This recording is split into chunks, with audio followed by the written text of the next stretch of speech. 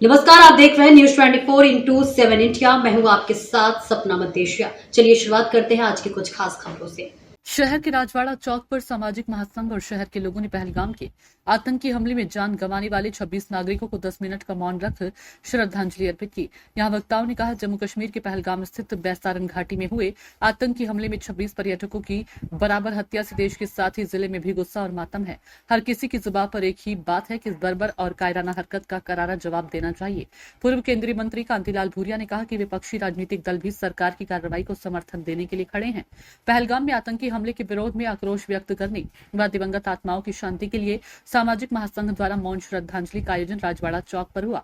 इस दौरान वक्ताओं ने पाकिस्तान से कहीं अधिक खतरा देश में रहने वाले गद्दारों से बताया। साथ ही कहा कि ऐसे गद्दारों को पहचानने की जरूरत है जो देश में रहते हुए भी आतंकवादियों का साथ दे रहे हैं।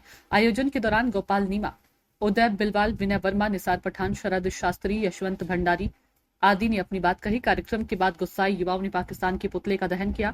सामाजिक महासंघ द्वारा शुक्रवार को प्रधानमंत्री नरेंद्र मोदी के नाम ज्ञापन कलेक्टर को सौंपा जाएगा। राकेश पोद्दार की रिपोर्ट।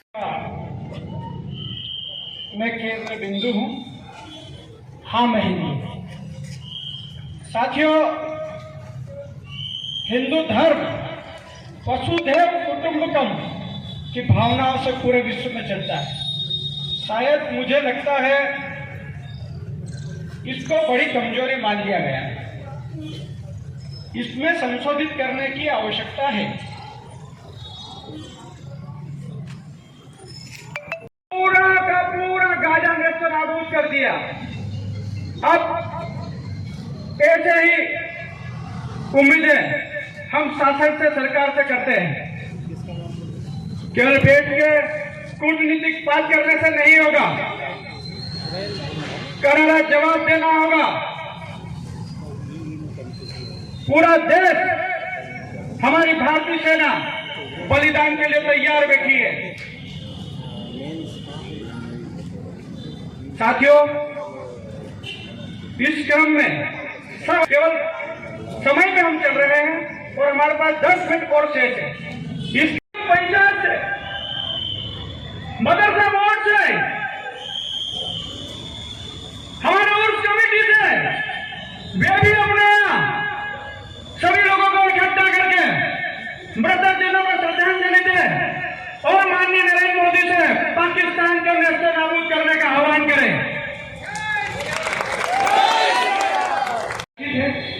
क्रोधित है, सरकार अपना काम कर रही है और देश का जनमानस अपना काम कर रहा है। इस क्रम को आगे बढ़ाते हुए मैं हमारे बीच उपस्थित है वीर रस के झाबुआ जिले के एक बड़े कवि मोहम्मद निसार पठान। हम यहाँ से पैदल जाते हैं तब हम देखते हैं कि हमारे जितने भी लोग हैं यहाँ पर दुकानों के अंदर बैठकर सिर्फ देखते रहते हैं कि यह कार्य से जिनका है। आज मैं इस बात को बड़े ही कम शब्दों में कहूँगा और यह बात जरूर कहना चाहूंगा कि पहलगाम में हमारी एक बहन, मैंने एक वीडियो देखा, आप सभी ने भी देखा होगा, हमारी जो बहन थी उसका यह कहना था कि जब मैं चाट खा रही थी तो मेरे पीछे से एक आदमी आया और उस आदमी ने ये पूछा कि तुम्हारा धर्म क्या है, तुम हिंदू हो या मुस्लिम हो। तब मेरी बहन ने बोला कि भैया आप क्या मजाक कर रहे हैं, ऑब्वियसली मैं हिंदू हूँ। तब उस बहन ने बोला कि मेरे सामने मेरे पति को गोली मार दी गई और उसी वक्त 30-40 लोगों को वहां पर गोली मारी गई।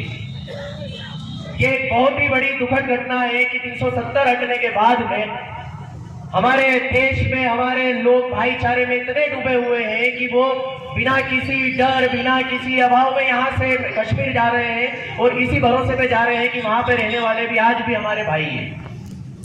लेकिन सत्य घटना आपके सामने है। आप लोगों ने जितना भरोसा करा, उन लोगों ने उस भरोसे का उतना परिणाम अपने लोगों को दिया। आज 2 दिन पहले जो घटना घटी उसके आप सभी साक्षी हैं। आप सब समझते हैं, ये समझते हैं कि बिल्कुल वो जो हमारे शहीद हुए हैं, जिनकी मौतें हुई हैं, जो मृत्यु को प्राप्त हुए हैं, वो कहीं ना कहीं हमारे लोग हैं, हमारे परिवार से नहीं है। लेकिन सोचिए ये कश्मीर में हुई थी ये घटना, आज बंगाल में भी हो रही है, केरल में भी हो रही है, कर्नाटक में भी हो रही है। कभी उठ के आपके झाबुआ में आ गई तो आप क्या करेंगे? आप भी भेलपुरी खाते खाते आपको कोई आके गोली मार देगा और आप यही बोलेंगे कि हम भी भाईचारे। तो आप लोगों का भाईचारा आप लोगों के लिए दुखदायक है। आप जिन्हें भाई मानते हो आप उनके लिए एक चारा हो। और मैं बहुत ही सीधी बात कहता हूं कि जब कश्मीरी पंडितों को 1990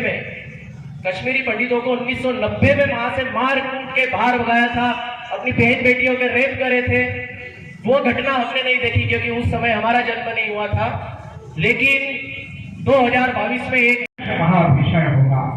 साथियों, देश अब युद्ध की परिस्थिति की ओर बढ़ गया है। निश्चित रूप से हर नागरिक की अब जवाबदारी है कि युद्धकालीन परिस्थितियों के लिए तैयार है। सीमाओं के ऊपर डेमोग्राफियां बदल चुकी है। केवल हिंदुस्तान का ही 300 साल के अंदर 9 विभाजन हुए हैं और अब यह देश किसी भी विभाजन के लिए तैयार नहीं है। भाषा हमारी कोई भी हो लेकिन धर्म हमारा हिंदू है। प्रांत हमारा कोई भी हो लेकिन धर्म हमारा हिंदू है। जाति हमारी कोई भी हो लेकिन धर्म हमारा हिंदू है।